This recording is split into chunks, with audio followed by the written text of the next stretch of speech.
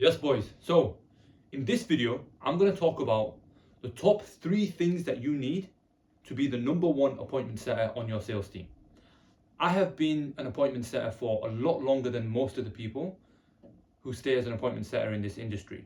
I've been top of the leaderboards multiple times. I've made the most money on the team as an appointment setter multiple times. And so I know what I'm talking about. And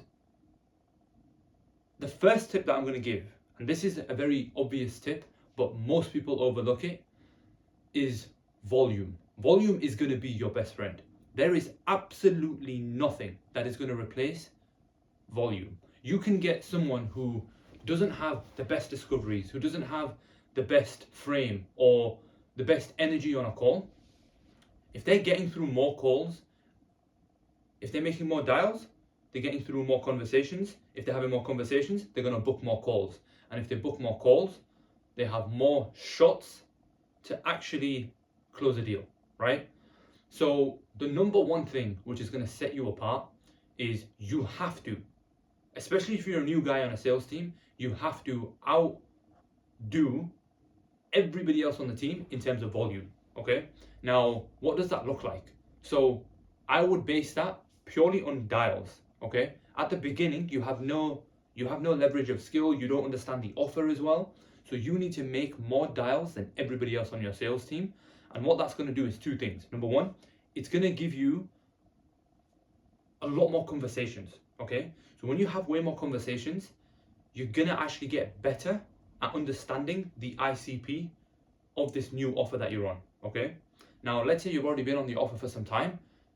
More conversations are still going to help you understand them more deeply. You'll start to see all of the same pain points coming up again and again and again. And different niches, different products, different offers are going to have different ICPs. Understanding the ICP and understanding their mentality and their psychology is going to help you beyond everything else, okay?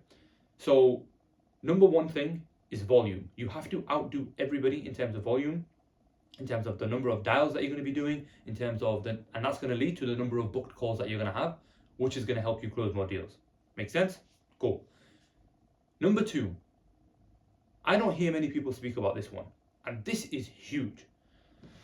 As an appointment setter, your job is to sell the next call. You are still selling. You're selling the next call, okay? If you, as an appointment setter, have a conversation and that person is qualified and they show up to the next call, you've done your job. That's it. That is what it means to be a good appointment setter, okay? Now, if you can have a good conversation where you've already kind of pre-handled some objections, you've done a good enough discovery so the guy realizes he's cooked and now he needs to change the situation, these are all great things and they will help. But as an appointment setter, your goal is to have as many people show up to the closers' calendars. That is it. And I have found in all of my time doing this is when you can have a high energy state, they are way more likely to show up to that next call. So what do I mean by this, right? If you have a conversation with somebody and you have a very, very high kind of frame, right? You're very interviewee. In certain instances, it can work, and in certain instances, it can backfire. So if you're speaking to a very, very warm audience, they've come from organic content, they've just watched the YouTube channel, they're coming through, they will actually, even if you have a high frame, that will actually work in your favor because they will try to sell themselves to you. If, on the other hand, it's completely cold traffic and you try the same approach, yeah, that's not working. They're going to be like, bro, I just filled in an application form. I don't even know who you are. I don't know what you do. And you are giving me all this energy, bro. I'm not having this. Firstly, you're not going to have a good conversation. And secondly, even if they're qualified and you book a call, they are not showing up to that call. How do I know this? Because I've done this so many times and it's absolutely cooked my show rate. Okay? So it's about understanding who you're speaking to. Because who you're speaking to it can change the conversation and the vibe that you're gonna have. Okay, so what I do a lot now is when I'm speaking to completely cold prospects, what I would actually do is I'll have a very high energy, very jokey, but not too much, right? So you're going off the track, off topic, but you wanna have like a high energy state. Crack a joke here and there, and then get straight back into the conversation. Do not go too far apart, because that will lead to a different, like it will just take you off course, and you're gonna waste time. And then time is everything as an appointment setter as well. So you want to just have good energy, right? Crack a joke, make them feel good, compliment them on something, and then get straight back into the conversation. And the most critical part of this is actually the end of the call. You want that person to leave that call feeling good. Why? This is important because if you think about it, they've filled in an application form, they've just had a conversation with somebody, and now they have to commit to showing up to a call where it's going to be a video call and blah blah blah, right? Most people, that's just friction in the day. Like, nobody wants to really do that, and especially if they're not super problem aware and they're not warm, nobody really wants to take out an hour out of their day to jump on a video call. Now, you increase your chances of them showing up if you left them in a positive state. Because if you've just had that conversation with them, and when they think back to that conversation, let's say you finish the conversation, it's 5 hours from now, or it's the next morning. When they realize they have to show up to the call, they will subconsciously think of the last interaction they had with this company, with that person, and that will signal emotions, right?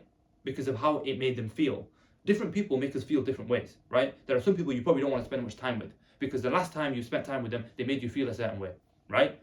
Likewise, there are other people who keep you in a high energy, positive state, right? I know when I chill with my nephews, right, I love that, because I feel super buzzed up and I'm super happy, because every time I spend time with them, they make me feel good. So I want to spend more time with them, right? It's no different. When it comes to showing up to that call and their CBA to show up to that call, what you then need to remember is that the last feeling that you left them with is the feeling that they're going to remember you with. And so if it's a positive feeling, they will probably be more inclined to show up, because they'll be like, you know what, I had a good conversation with the guy, friendly guy. Like, it will just bring about positive emotions, and it'll be like, you know what, let's just jump on the call. Whereas, imagine now if same person, but the conversation was very combative, the way you were asking the questions was very, it was very like combative and stern. When they think about showing up to the video call, they'll be like, bro, the conversation over the phone was so combative, it was so tense. Can I really be bothered to do this on the video call? No, and they don't show up, and that's going to tank your show rate. So if you're speaking, especially if you're speaking to completely cold prospects, you need to get your energy upbeat. You need to make it a bit more light, and you need to crack a joke here or there and make the prospect feel good. When you do that, it increases your chances of showing up. And show rate, you don't realize this, show rate is the thing which you really need to work on.